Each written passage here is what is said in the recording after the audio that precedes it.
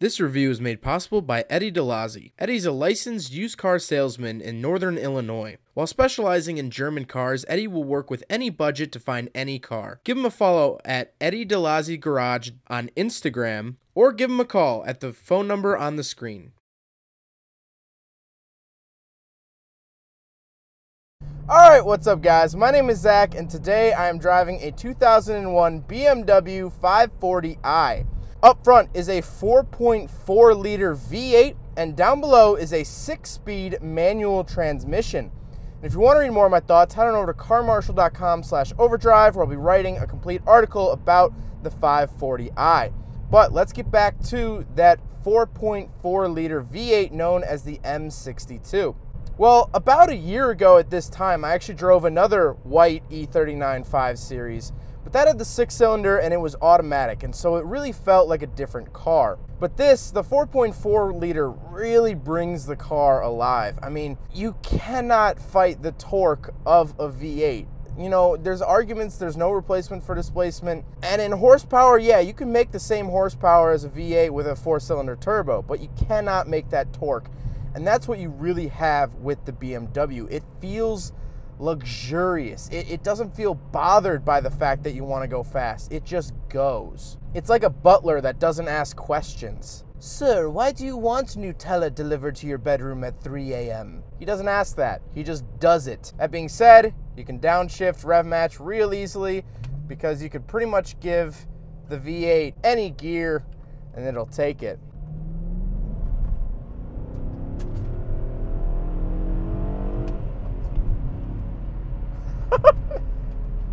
So it's a little wet today. Broke a little bit of traction because it is rear-wheel drive, but man, that V8, it pulls all the way to the top, and that can't be said about all V8s, man. I had a V8 truck and it stopped revving after 3,500. You could rev it to 5, but you're not getting much juice after that. But that was pretty smooth. I'm really impressed by that. It kept pulling all the way up.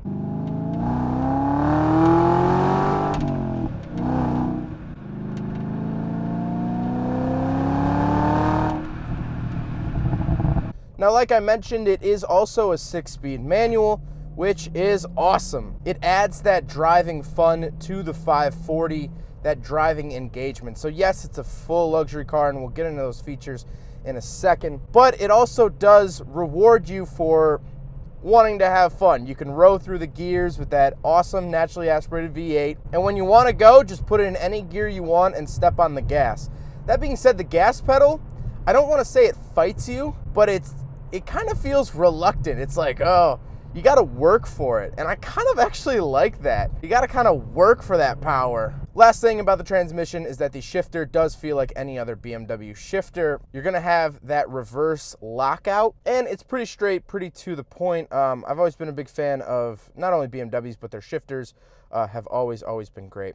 So let's move on to the interior. That's where the luxury really comes out of this car.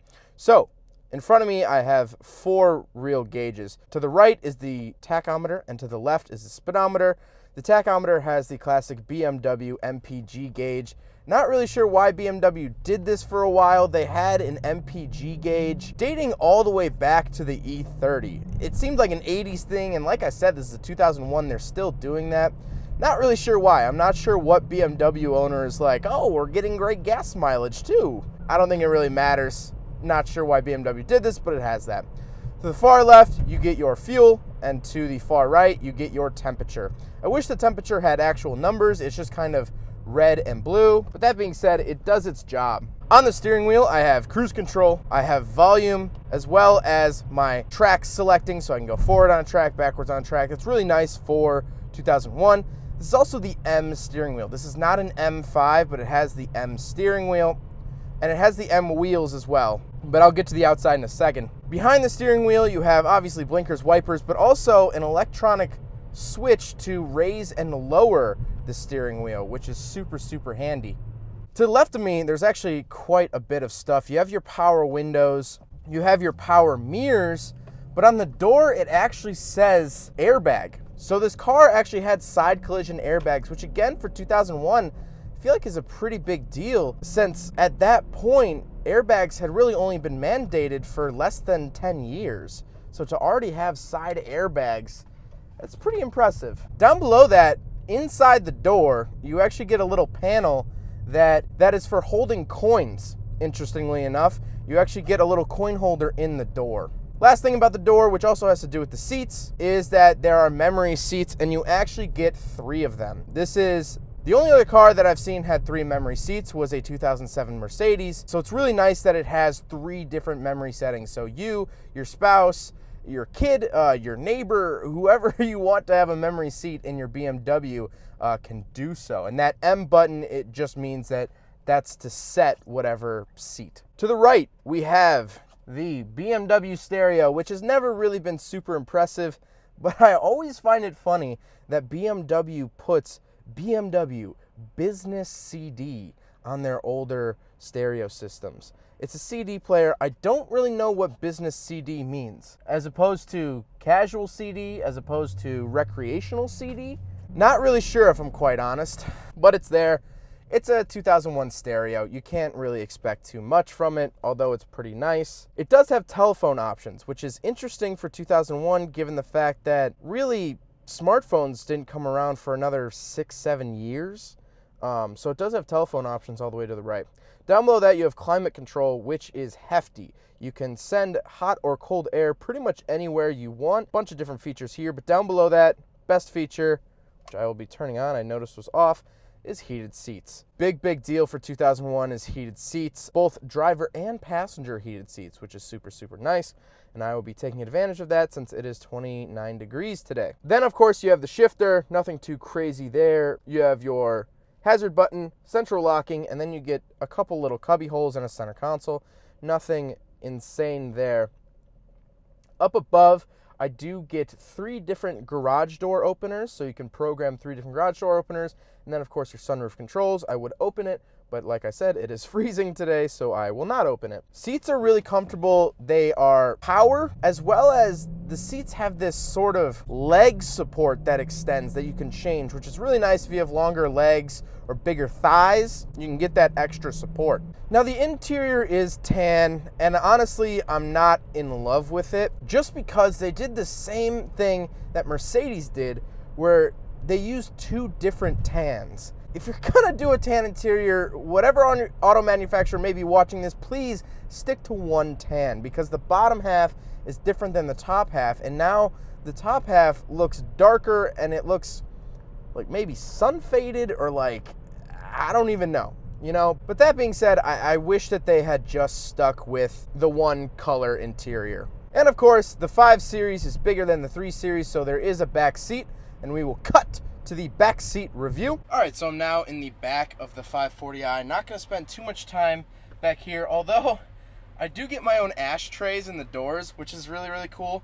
A lot more room than the 3 Series. It's a longer car, you're gonna get more room. I do have my own little map lights. Hope you can see that. So if I'm reading a map in the back seat for some reason, I have my own little lights, as well as one of the doors is open, so those lights are on. Not really sure what this contraption up here is, but I have that. I have my own power windows. I do have speakers, tiny speakers, but they are speakers in the door. Other than that, both seats have back pockets. I do have my own little vents down here. Center console, no cup holders. So, rear passengers do not get cup holders. But other than that, pretty solid back seat for sure. I don't want to say that this is a super sedan, because there is the M5, the E39 M5 above this. And if I ever get my hands on one, I'll definitely review one of those. But that being said, this is such a capable sedan. I mean, it has the big V8, it has the rear leg room, the rear room just in general. It's manual, which has pretty much gone away in terms of large sedans. Not the manual altogether, but in bigger sedans, the manual's pretty much dead here in 2019. This really is a pretty complete package car. I wish it wasn't as old. But that being said, let's talk about the exterior. This is one of the cleanest 5 Series, E39 5 Series I've seen here in the Chicagoland area. It looks so good.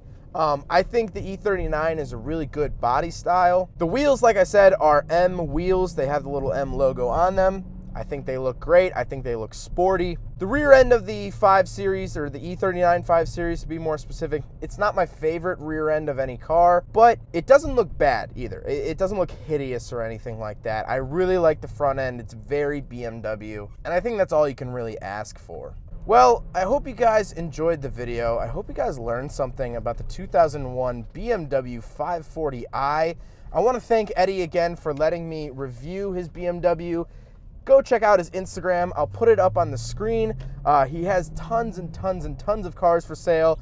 He mainly specializes in German cars, but, you know, he recently had a couple Crown Vics, a Subaru, you know, he sells what the people want. So go check out his Instagram. If you like what you see, send him a message. I'm sure you guys can work out a deal. He's very flexible with budgets and stuff like that. So thank you again to Eddie for letting me review this. I hope you guys enjoyed it. Don't forget to rate the video, comment on the video, and subscribe if you really liked it. Take care, guys.